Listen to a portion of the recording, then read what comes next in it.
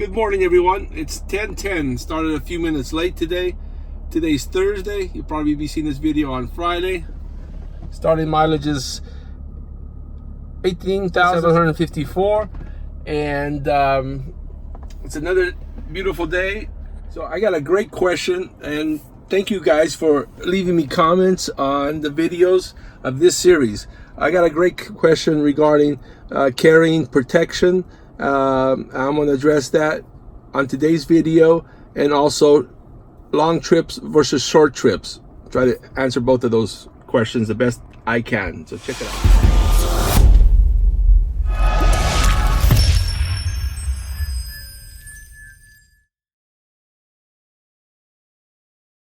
I just finished a couple rides, and I just turned down a long 45-minute plus ride. And let me... Oh, I got a request. Hold on a second. As far as long trips go, I just turned down a 45-minute plus trip. Uber and Lyft notifies us if a trip is going to be 45 minutes or longer. I turn those down, decline them all the time. It doesn't affect our acceptance rating because, let me break it down. If a trip's going to be 45 minutes or so, that means I'm going to be traveling 45 plus miles. It's going to be minimum 45 minutes, 45 plus miles out of my regular area that I work. Chances are, and I've done this many times, where I do those trips and then I'm out of my area and I don't want to go further away from the area. So I'll set my destination filter to come back to my home area. And that's a great tool that we have, but more times than not, no one is coming back in the same direction. It rarely happens. Sometimes it does if you get lucky, but it rarely does. So what you end up doing is you end up coming back empty. And I just got another request. And those are what we call dead miles. You're with me? So I like to keep my per mile rate above $1. I just dropped off a customer here, actually at Camping World. And it was 22 miles, and I'm okay with that because it's not that far from where I'm at, even though I got to drive 22 miles back to the town that I started at. Regardless, every situation is different. Now, I don't do long trips. It's just, to me, it's just not worth it because you have to come back to where you started. So anyway, that's my take on doing long trips. The other thing I want to talk about is someone asked a question about if you're allowed to carry or a weapon or whatnot. Now, everyone's situation is different. I am of the opinion that this is a safe industry. Now, you hear about stories about people on the news, drivers being attacked, and stuff can happen. Anybody can get into an accident or worse, be a victim of a crime. Now, having said that, I take my personal safety very seriously. So if a situation comes up, I've done over 7,000 rides, and I've only had one incident where I thought that I was going to have an issue with a passenger, and it could have gone bad.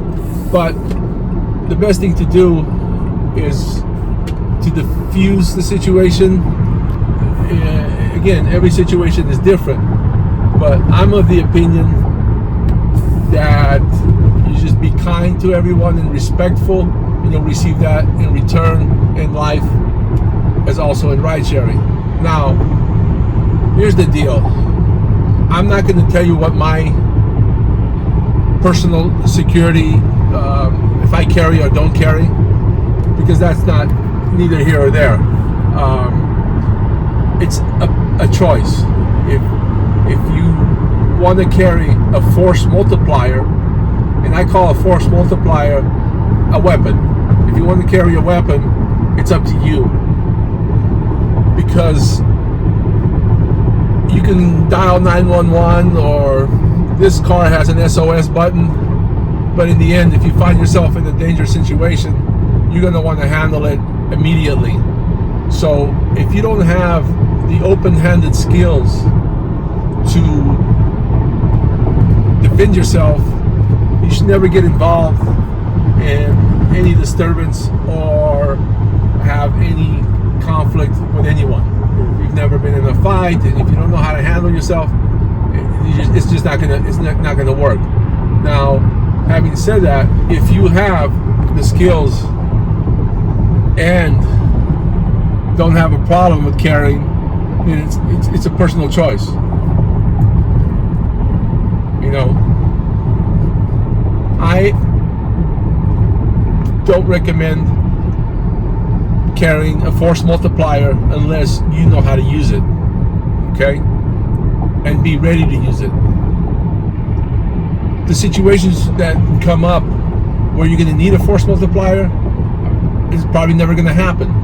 But if it does, it's better to have one, not need it, than to need it and not have it. Because your life is the most important thing. And if someone wants to do you harm, you know, I don't know if you can avoid that, but for the most part, people are just going to their locations, going to work, going home. You're just providing a service, and that's it. Well, I'm heading back. I just did a ride out to Camping World, and now I'm going back. The ride paid me $26, which wasn't bad. It was only 20 minutes. So, but these are what we call dead miles. That's why I try to avoid long trips. Now I'm heading back without a passenger, but it's part of life. At 12:33, I'm heading home. Gotta go take care of something.